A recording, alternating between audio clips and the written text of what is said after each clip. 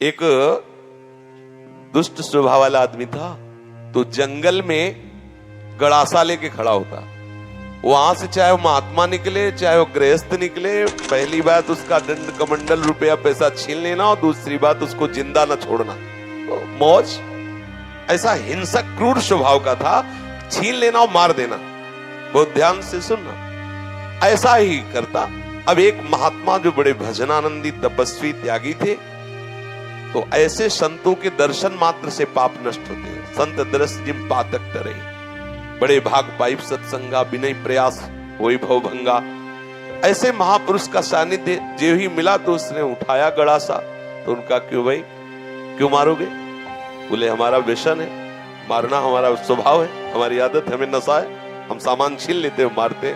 बोले ऐसी दुर्गति होगी तेरी कि तुझे पता नहीं। वो तपबल संपन्न थे, वो जो बोल रहे थे वो ऐसा लग रहा था कि उसके दिमाग पे लग रहा है। थोड़ी ही देर में संभाषण मात्र, एक तो दर्शन दूसरा संभाषण, तत्काल उसके हृदय में कंपायमान, हृदय में भय पैदा हुआ, चरणों में गिर गया। महाराज मैं तो बहुत पाप किए, ये देखो संत दर्शन का फल, कोई उपाय बताओ। महाराज सब छोड़ दूंगा यदि मुझे शिष्य बना लो। तो उनका तुम्हें ऐसे शिष्य नहीं बनाएंगे, पहले तुम भारत के तीर्थों का अवगाहन करो, जब तुम पवित्र हो जाओगे तब तुम्हें शिष्य बनाएंगे। तुमने बहुत सी हत्याएं की है, बनाएंगे शिष्य, लेकिन पहले भारत के तीर्थों में भ्रमण करो। तो महाराज हम कैसे जानेंगे कि हम पवित्र हो गए, निष्पाप हो गए? तो उन्होंने एक सूखी लकड़ी दी और कहा जब ये हरी हो जाए, इसमें अंकुरण हो जाए, तो वहीं से लौट आना, जानना तुम निष्पाप हो गए।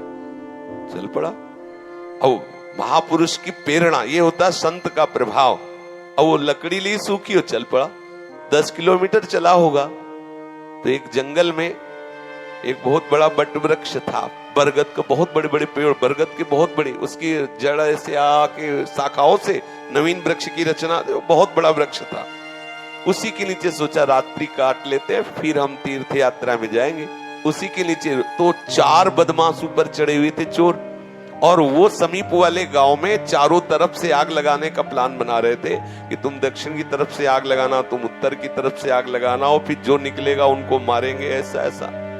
उसने सोचा इतने पाप किए, हम तीर्थ यात्रा तो जा ही रहे, इन 4 को और मार देते हैं, क्योंकि ये 4 मरेंगे तो पूरा गांव बच जाएगा।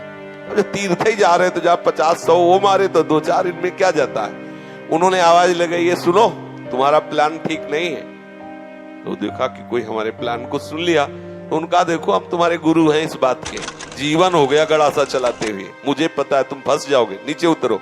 अब एक साथ थोड़ी उतरेंगे, एक एक उतर। बड़ा वृक्ष था तो जड़ की आड़ में उसको पता था, मारने का अभ्यास था, बिना अस्त्र शस्त्र के हाथ ही से मार दिया, 4 को मार दिया। मारा, सोचा अभी यहाँ तो हमने हत्या कर दी, यहाँ नहीं रुकेंगे, आगे जो ही लकड़ी उठाया तो हरी हो गई। गुरुजी लोग कहा था लकड़ी हरी हो जाए तो वापस आ जाना तीर्थ यात्रा। अभी तो कोई गंगा नहाया नहीं, जमुना नहीं नहाया, तीर्थ यात्रा नहीं की और लकड़ी हरी हो गई, पर गुरु ने कहा था हरी हो जाए तो वापस आ जाना। वापस चला गया। जो ही पहुंचा, गुरुजी दंडवत। बोले तीर्थ यात्रा के लिए भेजा था, वापस कैसे आ गए? बोले आपने कहा था जहां आपकी लकड़ी हरी हो जाए वहीं जान लेना, पवित्र हो गए। तो गुरुजी लकड़ी तो हरी हो गई। तो बोले किस तीर्थ में लाए? बोले ना आया नहीं, 4 को और मार दिया।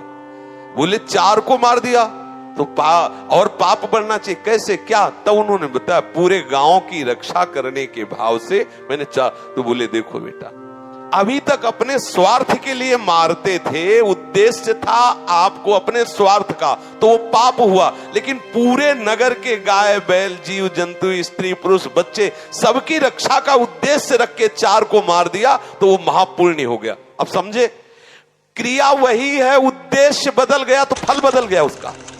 आप गृहस्थ में जो क्रियाएं कर रहे हैं वही क्रियाएं प्रभु के लिए करने लगे, उद्देश्य बना ले प्रभु की प्रसन्नता, बात बन गई। सर्वधर्मान परित्यज्य मामेकं शरणं व्रज अहम त्वां सर्व पापेभ्यो मोक्षयिष्यामि मा शुचा। तू चिंता मत कर कि धर्म त्याग का पाप लगेगा, मैं तुझे निष्पाप कर दूंगा, लेकिन तू मेरे चरणों का आश्रय ले ले। हर धर्मों की पूर्ति भगवत प्राप्ति से होती है और प्रभु के चरणारविंद का आश्रय लेना परम धर्म है।